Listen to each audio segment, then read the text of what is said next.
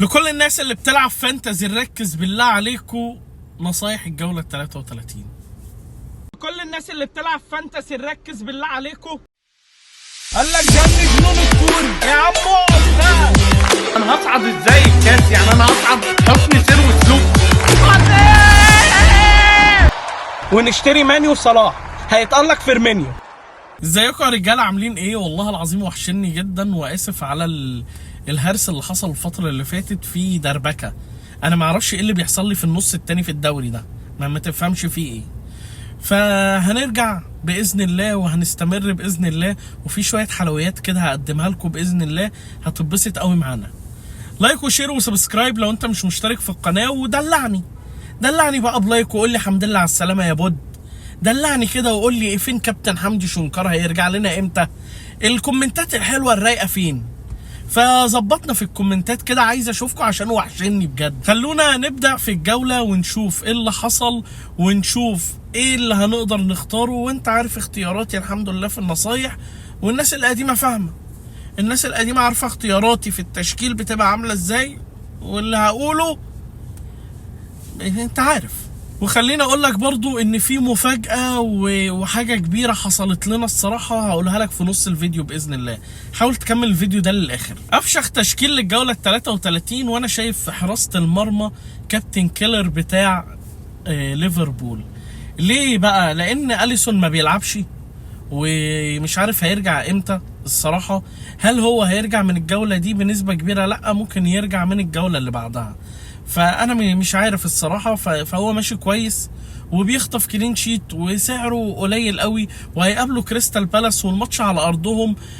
كريستال بالاس على فكره فريق عنيد ورخم وزي الزفت، تمام، بالاخص لما يبقى الماتش على ارضهم. بس الماتش على ارض ليفربول ماشيه في فترات سيئه، لسه خسرانه 3-0 من اتلانتا، لسه متعادله مع مانشستر يونايتد 2-2. فهم ما قدامهمش غير انهم يكسبوا، يعني هم لازم يكسبوا. فهل المكسب ده هيبقى معاك كلين شيت؟ ده بنسبه كبيره هتحصل، مع ان دفاع ليفربول مش احسن حاجه. فانا شايف ان ده اختيار كويس وسعره قليل، سعره 3.9، يعني سعره قليل قوي والدنيا حلوه. هنلعب ايه يا عم عبد الله؟ انا من اول الموسم بقول دايما 3-5-2 او 3-4-3. ما تزودش في الدفاع قوي عشان ما حدش بيعمل فيهم كلين شيت. لو تقدر تبيع حارس المرمى اساسا وتلعب بدون حارس مرمى اعمل كده. الثلاثه المدافعين وهم كالاتي: اول واحد كابتن سليبه. انت اكيد معاك واحد من ارسنال، يعني انت اكيد معاك مدافع من ارسنال بقى لها جولتين بتعمل كلين شيت، صباح العسل، تمام. فانت يعني هات مدافع من ارسنال. سليبه بقى، بتنجان، جبريال، اي حد، شوف انت هتقدر تجيب مين هاته. بس انا برشح سليبه، هو الصراحه معايا بقاله فتره، سعره حاليا 5.9، وهيقابلوا استون فيرنا وعلى ارضهم، فبنسبه كبيره هيعملوا كلين شيت، وارسنال مش عايزه تضيع الدوري بعد المجهود ده كله، فبنسبه كبيره هيكسبوا، وبنسبه كبيره ان شاء الله يعملوا كلين شيت. تاني واحد، واحنا دايما بنحاول ندخر في الدفاع والجون علشان نظبط بقى الفلوس في الايه، في خط النص والهجوم. فتاني واحد هو كابتن جوستو. هو بيلعب في تشيلسي، اقسم بالله عافيه، حتى في عقده مكتوب كده انه طول ما هو مش مصاب يلعب. ده انا بكلمك بجد على فكره، طول ما هو مش مصاب يلعب، ما يلعبش في حاله بس ان هو مصاب ويقول لهم ان انا مصاب مش هقدر العب، غير كده هو بيلعب عافيه. فتشيلسي هتقابل ايفرتون، ماتش على ارضهم برضو، فماتش في الحنيه.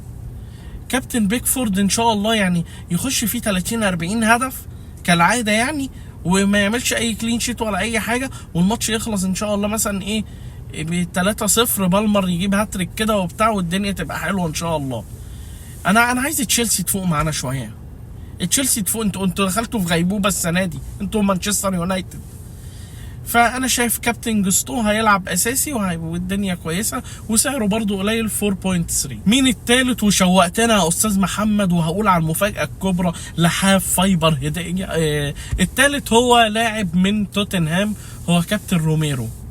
واحد هيقول لي بيدرو، واحد هيقول لي مش عارف ايه، هات حد برضو من توتنهام، وبنسبه كبيره ان هي هتعمل كلين شيت. انا بتوتنهام برضو يعني تحت العين والليلي، تمام. فهم المفروض ان هم يعملوا كلين شيت. في ناس تقول لك لا ما بفضلش دفاع من توتنهام، براحتك، بس انا شايف الثلاثه دول افضل حاجه. ارسنال، تشيلسي، توتنهام افضل حاجه كدفاع حاليا. فانا شايف الثلاثه دول كويسين. وريميرو سعره عالي شويه، بس بيقابلوا نيوكاسل. انا عارف انه ماتش مش احسن حاجه، وبالاخص ان هو خارج ارضهم، بس ممكن يخطف اسيست ولا اي حاجه، فربنا يكرمك يا ابني. وهو سعره 5 بوينت. خط النص والدربكه اللي في خط النص، كل واحد في خط النص عنده اساسيات كده هتلاقيها موجوده. هتلاقي عندك مثلا بالمر وساكا، وممكن سون او ماديسون، وممكن صلاح، وممكن لا.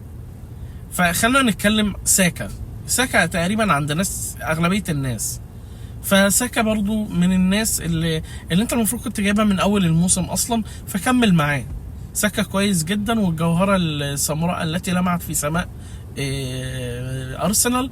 فهو ماشي كويس، والصراحه بيأدي وبيعمل اسيستات وبيجيب اجوان وبينقذ ارسنال في حاجات كتير، وبنسبه كبيره بياخد بونص. فساكا كويس قوي. عايز اقول لك ما تنساش برضو ان ساكا وساليبا الاثنين اللي هتختارهم هيبقى عندهم ماتشين الجوله اللي بعدها، هيقابلوا تشيلسي وهيقابلوا الذئاب. ماتشين مش اسهل حاجه، بس لما بيبقى لعيب عنده ماتشين بيبقى عندك الحماس ان انت تجيب منه او من الفريق تجيب لعيبه كتير. تاني واحد هو كابتن بالمر، اللي سعره عمال بيعلى حاليا بقى 6.1. هيقابله ايفرتون. انا اتمنى يخرتق الشباك بتاعه ايفرتون الصراحه، ويورينا بقى الهاتريك والحاجات اللي كان بيعملها قدام مانشستر يونايتد دي. فانت اتمنى تجيب 3-4 تجوان. تالت واحد واللي انا كنت بنصح بيه من بدري قوي، بس هو دخل في وعكه صحيه ودخل في فجوه زمنيه من ساعه ما رجع من المنتخب، وهو كابتن مو صلاح. كابتن صلاح انا مش فاهم، من ساعه ما رجعت من الاصابه مش ده صلاح اللي احنا هنعرفه. طب هل صلاح هينفجر؟ مش عارف، بس صلاح لازم يبقى معايا. انا الصراحه ما بقدرش استغنى عن صلاح، لان صلاح بيفرق معايا قوي، بالاخص لما بيسجل وبيخرب الدنيا، وبعيد عن الهداف بجونين. فهو بعيد عن هالاند بجونين، وبعيد عن واتكنز بجون واحد بس. فعنده برضو النديه، وليفربول عندها النديه ان هو يبقى احسن هداف في الدوري، وان ليفربول ترجع يمكن ان هي تاخد الدوري او حاجه. اخر واحد في خط النص هو كابتن سون بالنسبه لي انا بحبه شخصيا اصلا. سون لاعب كويس جدا، بيلعب تقريبا مهاجم صريح، الدنيا معاه كويسه جدا. احيانا لما بيلعب ريتشارلسون ما بيلعبش مهاجم صريح، بينزل تحت ريتشارلسون، بس هو بنسبه كبيره بيسند كمان جنب ريتشارلسون. لو ريتشارلسون ما بيلعبش هو بيلعب مكان ريتشارلسون، وبيبقى عنده الدفعه الهجوميه كبيره جدا. هو يعتبر هو اللي شايل الفريق على كتفه من الاخر. سون سعره حاليا 10.1، وهيقابلوا نيوكاسل. ماتش مش اسهل حاجه، بس سون قادر انه يخطف جون او جونين في ماتش زي ده عادي. شباب سيبوا اللي انتوا ماسكينه في ايديه وركز معايا دقيقتين. تمام. اولا احنا جالنا اعلان. تمام، ده اعلان يا شباب حلو، وده اعلان مهم قوي ومفيد ليك قوي، ده بجد على فكره. حد عارف شركه اوبتا العالميه؟ تمام، هي شركه عامله زي شركه فانتزي كده، بس بشكل مختلف شويه. الشركة دي عاملة جوائز قيمة جدا، وعاملة حاجات حلوة جدا. الجايزة بتصل ل $18,500، رقم اقسم بالله انت لو شفته هيغمى عليك. فهو رقم الصراحة كبير، ورقم الصراحة مهم. تمام. طيب انا سألت قبل ما اتكلم في اي حاجة، او قبل ما اتكلم في اي تفاصيل، وشايف الناس اللي هتكتب في الكومنتات، جماعة دي مش مراهنات. الشركة دي ما فيهاش مراهنات اصلا. الشركة دي انت بتخش بتسجل عادي، تسجيل في دقيقة، وبيبعتولك كود على الايميل بتاعك، بتحط الكود شكرا مع السلامة، وبتخش بيدوك 5 ماتشات. بتختار من ال5 ماتشات، هما اللي بيختاروا ال5 ماتشات. بتختار من كل ماتش منهم مين اللي هيبقى مان اوف ذا ماتش، مش مين اللي هيجيب اجوان اكتر او مين الاسيستات اكتر، مين اللي هيختاروه مان اوف ذا ماتش. تمام، في ال5 ماتشات. لو اخترت ال5 صح يا معلم بتاخد الجايزة. حلو. طيب عم عبد الله، انا خايف تكون مراهنات. حبيب قلبي، انا سالت عن الموضوع ده وجالي قبل كده اعلانات من شركات مراهنات، وقسما بربي ما رضيت اعمل عليها اي اعلان. فالشركه دي ما فيهاش اي مراهنات، لانك ما بتدفعش اي حاجه. انت بتخش بتشترك مجاني، تختار ال5 لعيبه وبتطلع مع السلامه. الموضوع كله ما بيكملش منك 3-4 دقايق. بتختار ال5 لعيبه وشكرا. لا حد بيقول لك ادفع جنيه، لا حد بيقول لك اشترك ب2 يورو ولا 3 دولار ولا حط فلوس على اللاعب ده علشان يتألق، ولو تألق تاخد اضعاف مش عارف ايه. مفيش الكلام ده حبيب قلبي. اخر حاجه، اللعبه دي اسمها اوبتا ماكس، واللينك هحطه في اول كومنت في الكومنتات بتاعت اليوتيوب، وهحطه كمان على الفيسبوك، وهحطه لك في الديسكريبشن عشان تشوفه. هتخش باللينك تسجل وتظبط كل حاجه. خلونا نرجع للتشكيل بتاعنا ونكمل الباقي. احنا كده اخترنا 3 مدافعين، 4 خط نص، ناقص لنا 3 مهاجمين. اول واحد طبعا هو معاك هو كابتن هالاند، سواء لعب او ما لعبش هو معاك. تمام. الماتش ده هو هيلعب وانا حاسس انه هيكسر الدنيا، فهو هيبقى معايا وهو اختيار كويس جدا بالنسبه لي الجوله دي بالتحديد.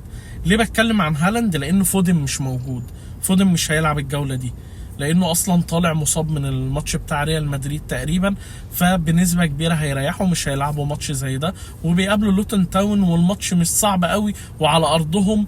وبقى هكلمك عن هالاند مع روديجر اللي ما خلوش يلمس كوره، وقعد يبوم بوم في وشه لحد اما الواد الصراحه اتعمى ما بقاش شايف. فهالاند هيجي قدام لوتن تاون بنسبه كبيره هيجيب 9 اجوان. مين تاني واحد في خط الهجوم؟ انا شايف كابتن توني خليفه، بقاله جولتين ما بيعملش اي حاجه، بلاح. تمام.